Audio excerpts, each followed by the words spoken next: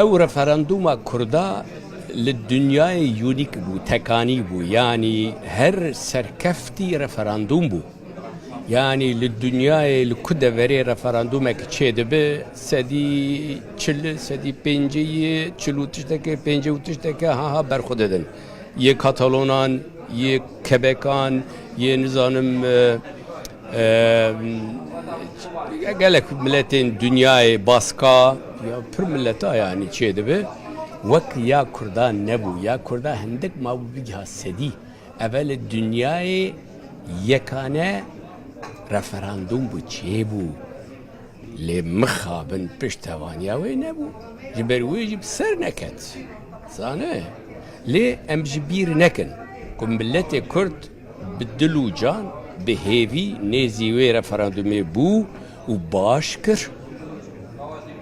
Hêz û hereketê Kurd kê xwest, kê nexwe ne mesele belem daxwaziya gel, daxwaziya millet girîngtir ji her tiştî milletê Kurd nêz bû. Raya xwe dengê xwe da û li dünyayê yekemîn referanduma serbilind pêk anî. Dîsa bila gelê Kurd hêviya xwe wenda neke, ew hêvî her bilind bimîne, belem bila hêz û hereketê Kurd bixebitin, dostî çêkin li gel hêzên dünyayê ew zor girîng e.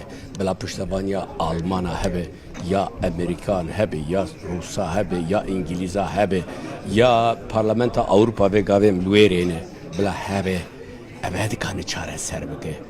Ji ber wê yekê gotina mijwan re ji siyasetmedara re bila piştevaniya ji milletê Kurd re amade bike, milletê Kurd amade ye. Amadeyî bibe peşmerge, amadeyî fedakariya mezin bike, amadeyî bibe şehîd, amadeyî her warî de milletê Kurd amade ye. Tenê siyaset bila rolê xwe baş bilîz.